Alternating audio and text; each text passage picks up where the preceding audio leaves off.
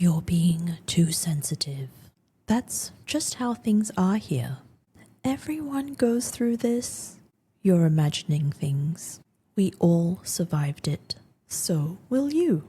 Sound familiar? Of course it does, because gaslighting isn't just what toxic partners do. It's the official language of legal culture. Meow. Welcome to I Am The Advocat, and I'm LawBooBoo, and today we're talking about the gaslight that's been burning so long you've forgotten what natural light looks like. And if you've listened to episode 2, Your Boss Isn't a God, you'll recognize a lot of these lines.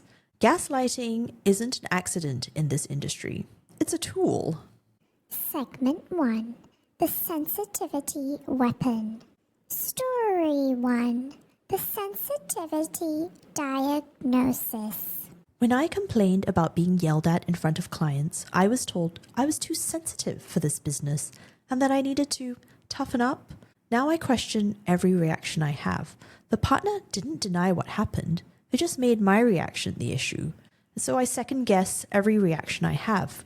Even when something's clearly wrong, there's a voice inside my head saying, maybe you're overreacting. The sensitivity diagnosis. Translation: your normal human response to abnormal behavior is the problem here. Let me tell you something about sensitivity. It's not a bug, it's a feature. Your sensitivity is what tells you when something is wrong. So when someone tells you to toughen up, they're really saying, please stop noticing that we're hurting you. We covered this in episode 1, holding it together in the bathroom stall. Imagine a fire alarm going off and someone telling it to tone it down. That's what they're doing to you. Story 2. The Tradition Defense. When I questioned why associates are expected to work through medical leave, I was told, this is how we've always done things and the partners all went through this. So, like suffering is a family heirloom that must be passed down. Meow. The tradition defense. We've always been terrible to people, so obviously we should continue being terrible to people. Because nothing says professional excellence like intergenerational trauma. Pause for thought. Just because abuse is traditional doesn't make it acceptable. Just because everyone survived it doesn't mean it was necessary. So let's make some new traditions. How about free afternoon naps and catered lunches? Story 3. The Reality Revision. I was told I misunderstood what happened in a meeting where I was publicly humiliated. Multiple people heard it, but apparently I took it the wrong way. So now I record important conversations because I don't trust my own memory. Classic reality revision. This is Gaslighting 101. That thing that definitely happened, it didn't happen. And if it did happen, it didn't happen the way you remember. And if it did happen that way, you deserved it. Good for you recording conversations. That is not paranoia, by the way. That's evidence collection in a hostile environment. Same as in episode 6, nobody claps for the invisible work. You start documenting things to prove to yourself you're not making it up. Segment 2. The Institutional Gaslighting Machine. Individual gaslighting is bad enough, but institutional gaslighting, that's where the real artistry happens. It's not just one person telling you you're crazy. It's the entire system conspiring to make you doubt your own sanity. It's HR saying, we take these complaints seriously while doing absolutely nothing. It's policies that exist on paper but not in practice. It's wellness initiatives that exist alongside wellness-destroying workloads. The beauty of institutional gaslighting is that there's no single villain. Everyone's just following policy or maintaining standards or preserving culture. Nobody's personally responsible for the machine that's grinding you to dust. Story Story 4. The Policy Theatre. We have a mental health first policy, but anyone who actually uses mental health days gets quietly managed out. We have an open door policy, but anyone who goes through that door with complaints gets blacklisted. It's all theatre. Policy theatre, where the script says one thing, but the performance says another. Where your employee handbook reads like a wellness retreat brochure, but your actual experience feels like a war zone. Pause for thought. How many of your firm's stated values actually match your daily experience? And how many policies exist to protect the firm rather than protect the employees? The cognitive dissonance is intentional. If your firm's policies sound better than your daily working conditions, I want to hear about it. Use the anonymous link in the show notes. I'm doing a future episode just on the policy reality gap. Story 5. The Resignation Mirage. I tendered my resignation exactly per my contract. HR said they couldn't accept it until I've had 3 exit interviews. One with HR, one with my manager, and one with the big boss. Even a week before my last day, long after I served the notice, they asked me if I was sure I was leaving. It was like they were trying to rewrite the fact I'd already resigned. Ew, the resignation mirage. That's when you're technically leaving, but the firm acts like you're just going through a phase. It's part of the institutional gaslight. If they refuse to acknowledge your exit, maybe you'll start doubting it yourself. Maybe you'll even feel guilty enough to stay.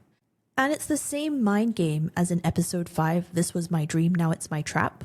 They want you to think leaving is an act of betrayal instead of an act of survival.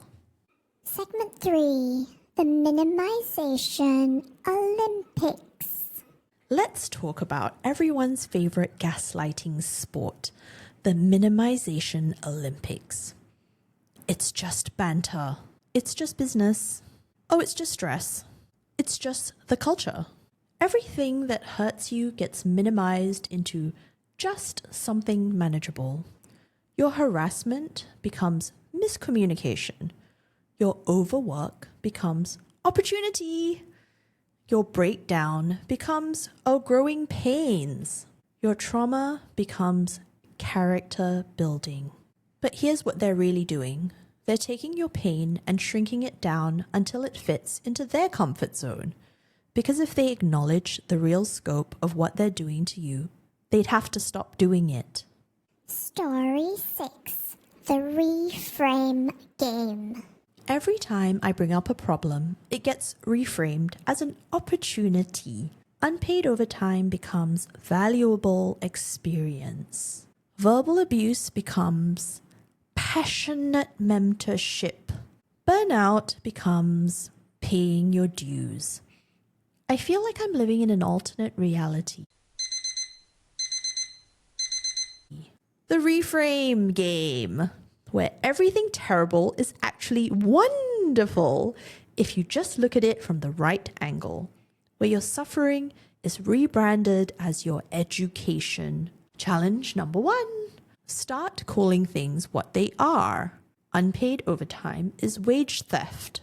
Verbal abuse is harassment. Burnout is a workplace injury. You use the accurate language, even if nobody else will. Segment 4. Mental Inventory Check. Mental inventory time for my gaslit darlings. Think about a recent situation that made you uncomfortable at work. Now think about how it was explained to you afterward. Did the explanation make you feel better? Or did it make you feel cray-cray? Did it address your concerns? Or did it make you question whether your concerns were valid? If you find yourself constantly questioning your own perceptions, constantly wondering if you're overreacting, constantly being told that your normal responses are abnormal, That's not self-awareness, that's gaslighting.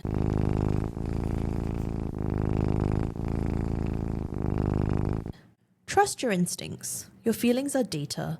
Your discomfort is information. Your body knows the difference between safety and danger, even when your mind is being convinced otherwise. Segment 5. The reality anchor. Here's how you fight institutional gaslighting. You anchor yourself to reality. And again, you've heard this one. Document everything. Date, time, witnesses, exact words. Not for legal action, for sanity preservation. Because when someone tells you that never happened, you need the receipts. Find people outside the system who can validate your reality. Friends, family, therapists, other lawyers who've escaped, people who haven't been marinated in the same toxic soup. And remember, if everyone around you is telling you that you're crazy, but you feel perfectly sane when you're away from them, they are the problem, not you. Segment 6. Litterbox Wisdom. This week's Litterbox Wisdom: replace "Am I overreacting?" with "What would I tell my bestie?" When something happens that makes you uncomfortable, don't ask yourself if you're being too sensitive. Instead, ask yourself, if your best friend told you this exact story, what would you tell them? Would you tell them they're overreacting? Or would you tell them to run? Trust that voice. It's part of you that's still functioning normally in an abnormal situation. Closing. If this episode made you question everything you've been told about your own experiences, good. That's your sanity fighting back. You're not imagining it. You're not overreacting. You're not too sensitive. You are a human in an inhuman system. And if you've been on the receiving end of this, tell me, tell everyone. Use the anonymous link in the show notes so we can drag these gaslights into daylight. This is LawBooBoo reminding you that gaslights can be turned off. You just have to stop pretending they're providing natural illumination.